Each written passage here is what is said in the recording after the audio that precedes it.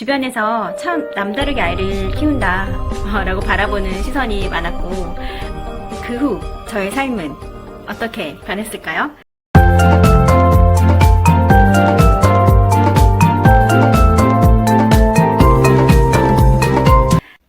안녕하세요. 작가 강혜진입니다. 저를 모르시는 분들을 위해서 제 소개를 잠깐 할까 해요. 저는 베스트셀러 육아서 똑똑한 엄마는 착한 아이로 키우지 않는다를 썼고요. 뉴질랜드에서 가족 상담학교를 수료했습니다. 현재 전국 백화점 문화센터에서 육아 강연을 하고 있고요. 또 네이버 카페를 운영하며 육아 상담을 진행 중입니다. 저의 개인적인 육아 이야기를 본격적으로 들려드릴게요. 정말 잘 들으셔야 해요. 이제부터 정말 중요한 본질적인 이야기가 나오기 때문입니다. 가슴에 새기시면 정말 남부럽지 않은 아이로 키우실 수 있고요. 엄마들 또한 굉장히 많은 성장을 이루실 수 있을 겁니다. 저는 임신과 동시에 로스쿨 졸업을 1년 앞둔 시점에서 변호사의 꿈을 접기로 결심했습니다. 저는 국제 변호사가 되는 로스쿨 재학 중에 있었는데요. 학비가 일단 굉장히 비쌌고요. 또 공부가 양이 아주 많고 공부 그 수준이 높기 때문에 스트레스가 극에 달하는 과정에 공부를 통과해야만 했습니다. 그런데 졸업을 1년 앞둔 시점에서 아이를 갖게 되면서 휴학을 하기로 결정한 거예요. 2년이라는 휴학 기간이 정해져 있었기 때문에 그 기간 동안 복학을 하지 않으면 제적이 되는 상황이었습니다. 어쩌면 다시는 학교로 돌아가지 못할 수도 있고 또 변호사의 꿈을 영원히 접어야 된다는 생각도 했었지만 제가 뒤돌아보지 않고 결정한 데는 3가지 이유가 있습니다. 첫 번째, 제 유년 시절의 기억 때문인데요.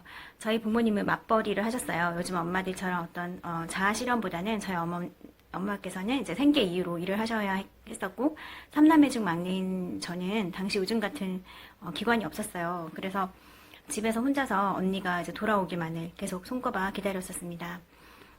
언니의 손을 잡고 이제 해질녘이 되면 퇴근하는 엄마를 마중하러 가던 길이 아직도 굉장히 생생해요. 그래서 저는 아이에게 충분한 엄마와의 시간을 주고 싶었어요. 둘째, 육아 선배들이 겪고 있는 자녀들의 정서적 문제, 즉 골든타임에 대한 고민 때문이었습니다. 저는 당시 교회 소그룹 모임을 부부 동반으로 매주 갖고 있었는데요. 신혼부부였던 저였기에 실제로 아이를 키우면서 이런저런 고민을 털어놓는 선배 육아 부부들의 이야기는 진짜 값진 교훈이었어요. 타산지석이라고나 할까요? 그 가운데 많은 분들이 이런저런 이유로 영유아기의 아이와 시간을 많이 보내지 못해서 아이들이 자란 후에 크고 작은 정서적인 문제로 힘들어한다는 이야기를 많이 하셨어요.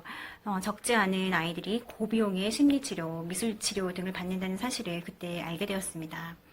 어떤 가정은 수입 중에서 월 100만 원을 아이 한 명의 심리치료를 위해서 쓰고 있었었고요.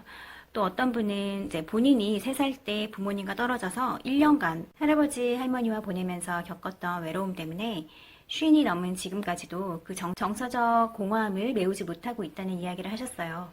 그래서 저는 나의 성공과 꿈도 좋지만 아이의 골든타임을 제대로 챙기지 못하면 오히려 경제적으로도 훨씬 손해일 수 있겠다라는 생각을 하게 됐습니다. 앞으로 벌고 뒤로 미친다는 이야기가 이 상황에 딱 들어맞는다고 생각했습니다. 그리고 골든타임에 대한 이야기는 이후 영상에 또 올려드리도록 할게요. 아이의 자존감과 관련된 아주 중요한 토픽이거든요. 셋째, 뉴질랜드에서의 가족 상담학교에서의 배움 때문입니다. 결혼 전 저는 아주 값진 경험을 하게 되는데요. 바로 뉴질랜드에서 독일, 싱가포르, 스웨덴, 스위스, 호주 등 7개국에서 온 부부들과 가족 상담학교를 한 것입니다. 저 혼자 싱글이었고 모두 부부였어요. 거기서 유아 심리에 미치는 역기능, 숨기는 가정, 또 결혼 생활에 대한 전반적인 것에 대해서도 배웠지만 무엇보다도 저에게 큰 도움을 준 것은 눈앞에서 생생하게 펼쳐지는 육아 현장이었어요.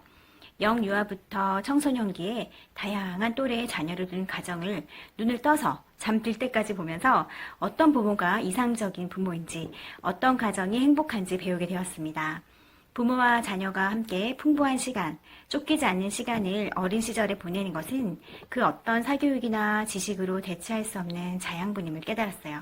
그래서 저는 여유로운 마음과 시간을 아이와 보내기로 마음먹고 휴학을 결정하게 됩니다. 이런 세 가지 이유로 저는 변호사의 꿈을 접고 임신 5개월에 휴학을 하게 되는데요. 딱 이맘때였어요. 12월이었거든요. 지금으로부터 딱 6년 전인데요. 그 후 저의 삶은 어떻게 변했을까요? 궁금하시죠? 좋은 직장을 가진 동기들을 부러워하면서 지내고 있을까요? 주변에서 참 남다르게 아이를 키운다 라고 바라보는 시선이 많았고, 그리고 요즘 엄마 같지 않다라는 말도 많이 들었었어요. 모두가 이제 어린이집 차량을 기다리던 그 긴 줄을 지나서 저는 어린아이와 함께 싱그럽고도 나른한 아침 산책을 여유롭게 즐기며 보냈던 기억이 납니다. 요즘 세대와는 좀 다른 저의 육아 이야기.